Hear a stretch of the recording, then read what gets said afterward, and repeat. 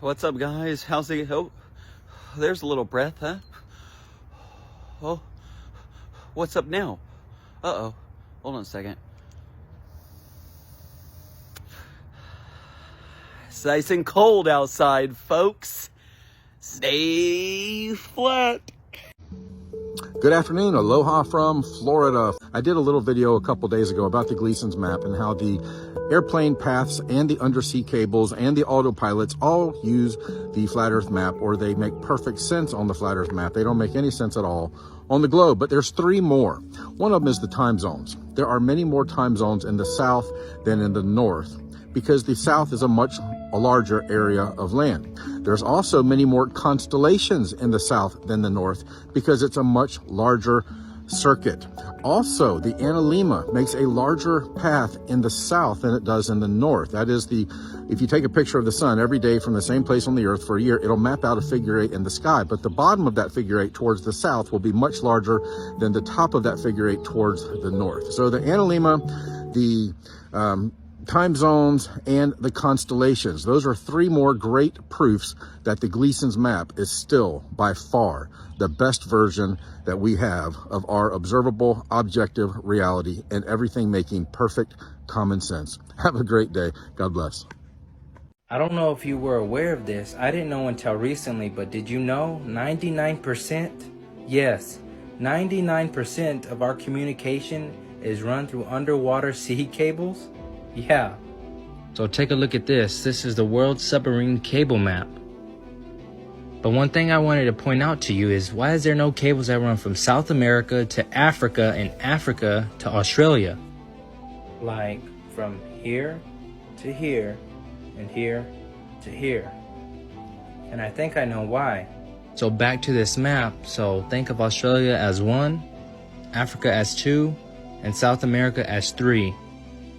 So here we have the Gleason's map, and the reason you won't find any cables that run from Australia to Africa, Africa to South America is, look how far this is.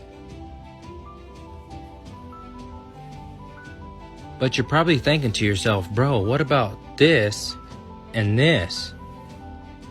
Back to the Gleason's map, it makes perfect sense from here to here and here to here. According to the recent statistics, over 99% of our international data traffic is transmitted through undersea cables. Like, did y'all know about this? But bro, what about satellites?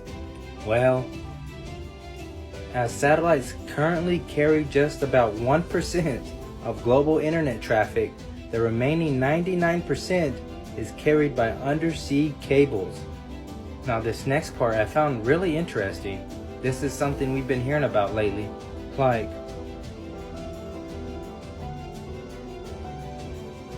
are you guys aware that 66.6 degrees south is the Antarctic shoreline?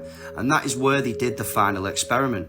Now, if that was to prove the Gleason's map of the world, why does the Gleason's map of the world say if you go beyond 80 degrees, you will have complete darkness? Now, wouldn't the final experiment be to go past that 80 degrees of Antarctica to see complete darkness? But of course, the fact that it's 66.6 degrees of the Antarctic shoreline is just random numerology once again. You won't believe what I just found when looking at this astronaut's helmet. Something very, very interesting. Is that a scuba diver?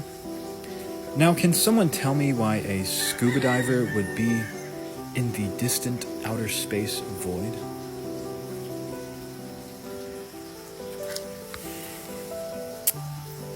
It's a possibility. Just a possibility that these astronauts could be underwater. Now, you could say, well, yeah, of course astronauts are underwater for space training because it's simulating being in space.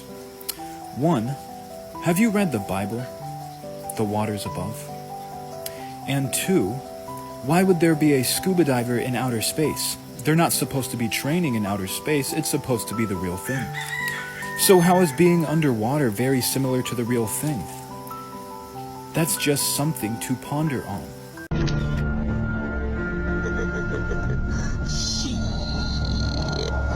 got your ass. I'm not sure if you heard the latest news, but I guess we're going to Mars. We're going to put an American flag on it. Pretty interesting to consider, though. How did they get past the firmament? But I guess some people still believe that we went to the moon with these trinkets. In my opinion, it won't be anything more than an expensive CGI spectacle. I already got the job done, and it didn't cost me billions of dollars. I just used Canva. What are your thoughts, ladies and gentlemen? Can we make it past the dome of the firmament? Is it even possible to get to Mars? Is it even possible to get to the moon? Very much mysterious. Definitely reconsider these ideas. How do we get to Mars if we can't get past the firmament? Let me know your thoughts in the comments, and have a blessed day, ladies and gentlemen. America is going to space again, and we're going there to stay. A permanent lunar base, and we're going back to the moon, back to the future, and this time, back to stay. Turn to the moon by 2020 as the launching point for missions beyond. And by 2025, we expect new spacecraft designed for long journeys to allow us to begin the first ever crewed missions beyond the moon into deep space, into the solar system. Not just to visit, but to stay. It marks an important step in returning American astronauts to the moon. We will return American astronauts to the moon within the next 5 years. We're going to go to the moon. We're going to have a base on the moon. We're going to send people to Mars and make life multiplanetary. The United States will return astronauts to the lunar surface.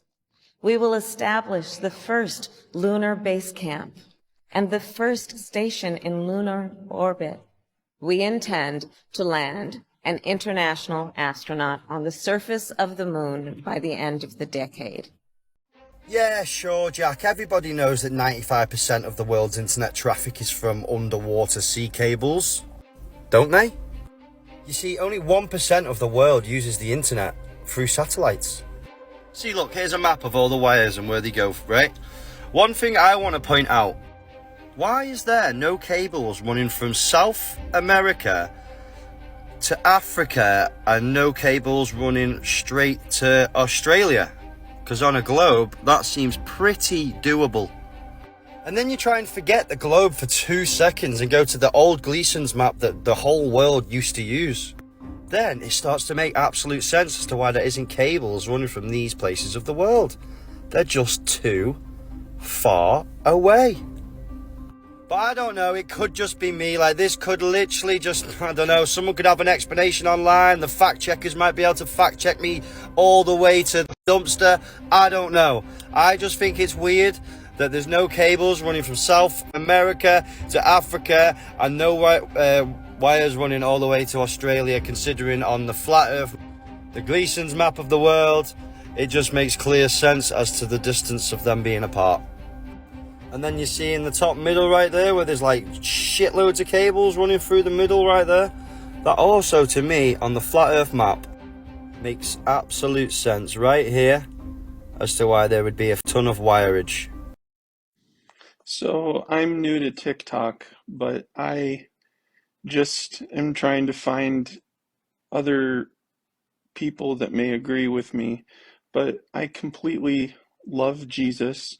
And I also believe that the earth is flat and that we can trust what Moses told us, that there's a firmament up there and that you can't go to space because there is no outer space, and that's all been perpetuated through liars and people that didn't know that they themselves were being lied to. But we don't need to focus on what Satan is doing.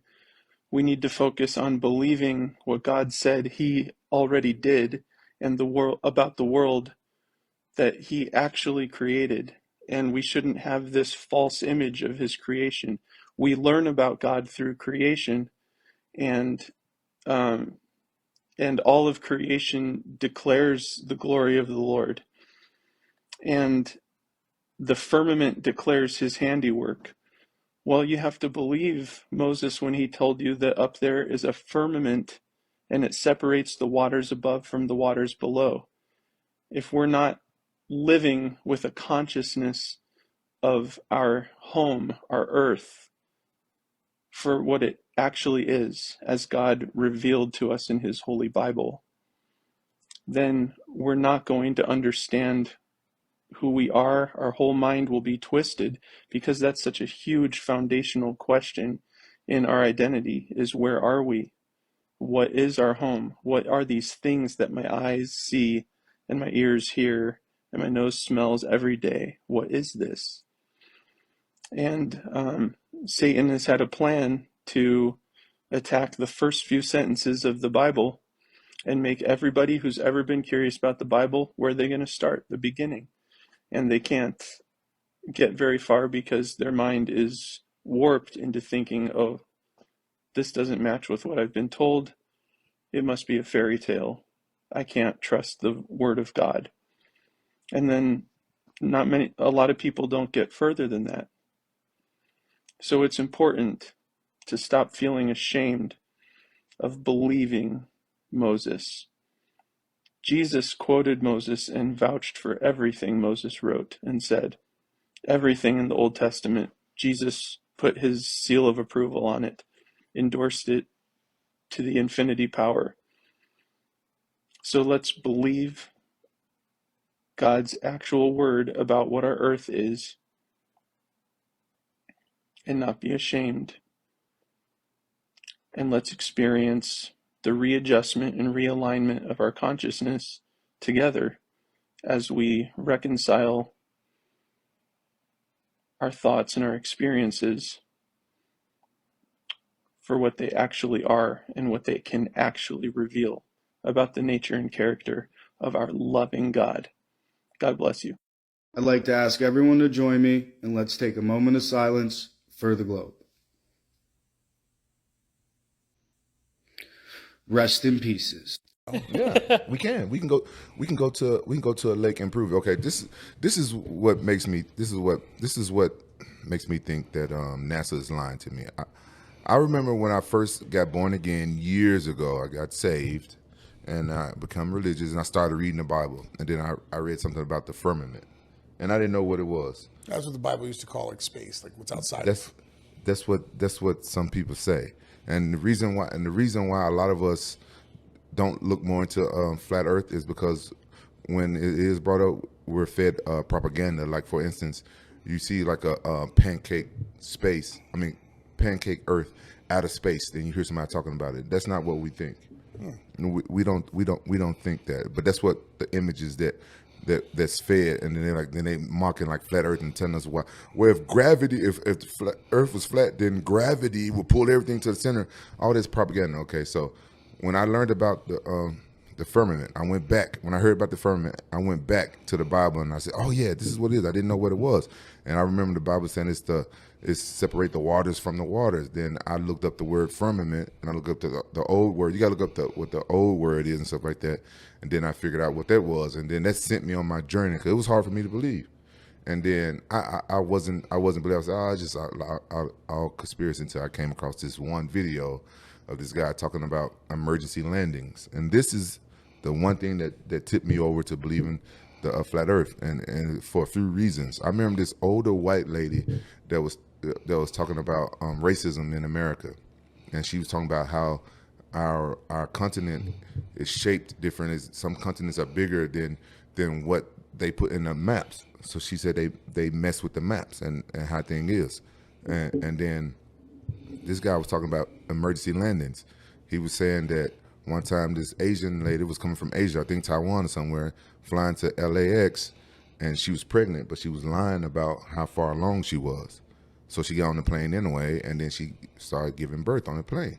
So they had to make an emergency landing from Asia to Alaska. And if you pay attention to where Alaska is on the globe, that is not an emergency landing.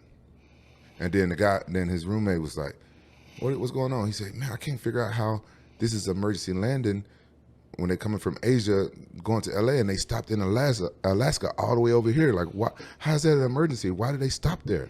And then he said, oh, that makes perfect sense on a flat Earth map. Then he pulled up a scientific, real flat Earth map from 1800. The guy was like, what is flat Earth map? He said, the United Nations logo. They use it. They throwing it in our face. The map that we use is wrong. It's different. They changed it. This is the actual map, and you can look up in the encyclopedias. You can go and check one out of the library. It's a map that was. It says like it's proven. It's a map, and it's scientifically proven. It's a fact that these are the maps that they use. It's a flat Earth map, and you have to fly over Alaska to get to LA. So from Asia. Yeah, but Alaska is right by. It's right by us. It's not far up. It's by LA. It's not west. Far. It's not more north than what we think. So like we've been lied to. So that is an emergency landing. Then I started looking to other emergency landings, and I started looking to like layovers and stuff like that. And a lot of stuff didn't make sense. Why they would fly all the way up here to change, then like the flat Earth map is totally different. Then once you kind of look into the flat Earth map, and then and when you fly across the world, and you know like the layouts and where to stop and stuff, then it kind of make sense. The flat Earth, and that's what took me over the edge, was that the emergency landings thing. The flat Earth map dates back over 1,000 years. This map is credited to being created by a Persian astronomer. His name was Al-Biruni, and he lived between 973 AD to 1048 AD. It's the official map of the United Nations and also the United States Geological Survey. It used to be present in many places before the creation of NASA and the Antarctic Treaty in 1959. Here you see it with Admiral Byrd.